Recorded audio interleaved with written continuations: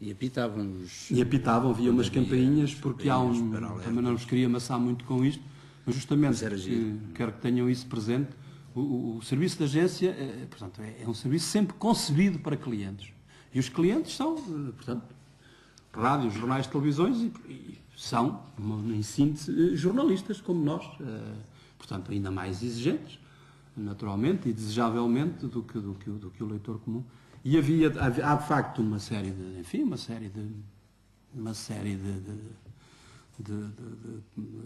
conceitos, desde logo havia o chamado flash, imaginem, morre o Papa, portanto, uma notícia de extrema importância e, se for inesperada, ainda maior é o interesse, como é evidente, portanto, chama-se um flash, faz-se em 2, 3 palavras, diz Papa faleceu, se for, convém que seja verdade, não é?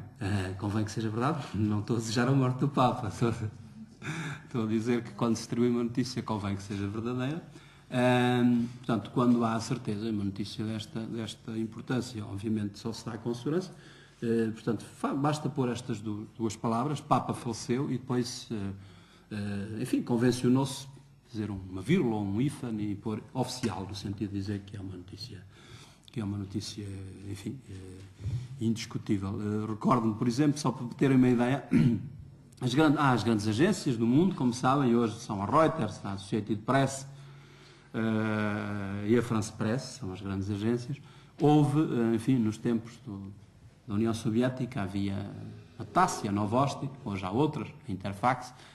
Houve uma americana, que era a UPI, mas isto para lhes dizer que, por exemplo, para ver a importância, no fundo, com que se compete, eu lembro-me, por exemplo, do falecimento de um presidente da União Soviética, creio que Leonid Brezhnev, na década de 80, há 20 anos, e eu nunca tinha ouvido na minha vida, como imaginarão, falar na Agência Noticiosa do Japão, que se chama Kyodo, e a Agência Noticiosa do Japão teve o mérito de ser a primeira a noticiar a morte de Brezhnev, e então eu fiquei com o nome da Kyodo no ouvido por essa razão. Bem, estou a perder-me em parênteses, vamos ao que interessa.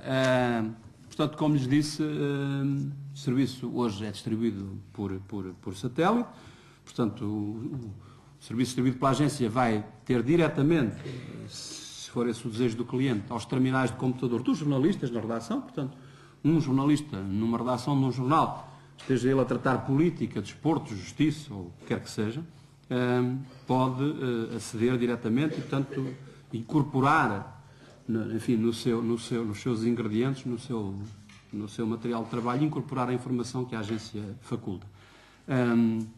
Justamente porque isto se pauta por uma relação entre um prestador de serviços, que é a agência, e o cliente. Há aquela máxima do mercado, como sabem, que diz que o cliente tem sempre razão, portanto o cliente usa o serviço como muito bem entende, pondo na íntegra, virando o fim para o princípio para o fim, usando o meio, usa como muito bem entende. Desde que a gente não diga que é preto e ele depois diga que é branco, usa como muito bem entende. O que é então é necessário, o que é que distingue então aqui verdadeiramente o serviço de uma agência noticiosa dos outros? Há algumas regras que têm a ver exatamente com esta natureza de funcionamento.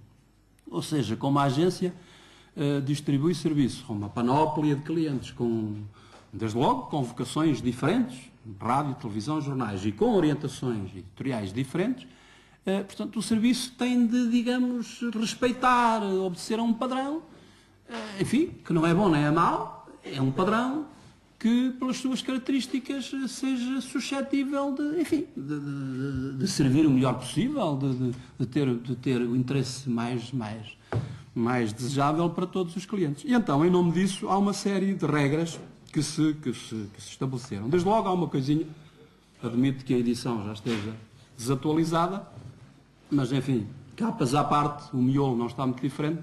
Isto é o livro de estilo da agência Lusa, que outros meios de comunicação social possuem, os seus livros de estilo. E o livro de estilo, no fundo, sem ser uma ditadura, digamos, é um conjunto, é um corpo de normas, de regras, de indicações, que devem ser acatadas por forma a que o serviço tenha, enfim, um padrão, uma uniformidade. Portanto, desde a adoção de como é que se escreve 1,15 milhões, portanto, nós escrevemos 1,15 milhões e não escrevemos 1 ponto 015.000, desde escrever 24H00 e não escrever 24 horas por extenso e outro escrever, pronto, um conjunto de normas que permitam que a escrita tenha um máximo de uniformidade e depois um conjunto de indicações. Porque isto reconduz-nos a uma coisa que vos disse há pouco, porque o que verdadeiramente difere no funcionamento de uma agência noticiosa é justamente, digamos, não, difere no sentido, aquilo que não é comparável à produção, e nomeadamente à difusão nos outros meios de comunicação, é justamente essa fase, a partir do momento da redação da notícia em diante, porque todo o trabalho que está para trás, a montante, é igual em todos os meios. Portanto, a agência organiza-se exatamente como a redação do jornal, exatamente nos mesmos moldes. Os jornalistas são feitos da mesma carne e osso dos outros, têm uma particularidade, é que o seu trabalho é eminentemente anónimo, portanto, é raro, portanto, como imaginam, há peças que podem ser assinadas, já lá vamos, mas, portanto, hoje em dia é muito frequente, como veem, isso também é uma tendência, que em Portugal tem 15 anos, não mais, com o aparecimento do público e de outros títulos.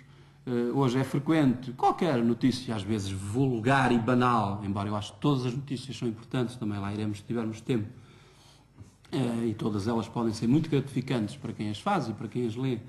Não é preciso andarmos todos os dias à conquista do Pulitzer, portanto, há coisas que são muito gratificantes e que nos realizam muito no nosso trabalho, por mais simples que sejam, mas dizia eu, de um modo geral, o trabalho de um jornalista de agência é um trabalho anónimo, mas a sua relação, portanto, o seu modus operandi, enfim, a sua inserção na redação, o modo como a agência se posiciona para a recolha e para a redação das notícias, é exatamente igual à forma como o Público, o Diário de Notícias e os outros jornais se organizam.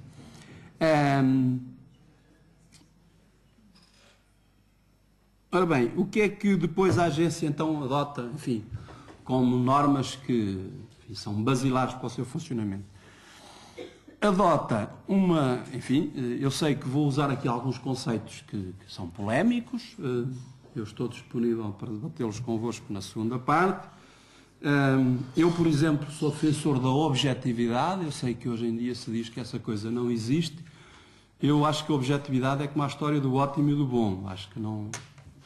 Como o ótimo é inimigo do bom, admito que não se possa lograr alcançar a objetividade plenamente, mas acho, e tenho essa experiência, perdoem-me a modéstia, que é preciso procurá-la, se não se alcança a 100%, se alcançarmos 80% é melhor do que a 79%, e pelo menos a objetividade é importante, estou a falar de jornalismo de agência, pelo menos por oposição à subjetividade.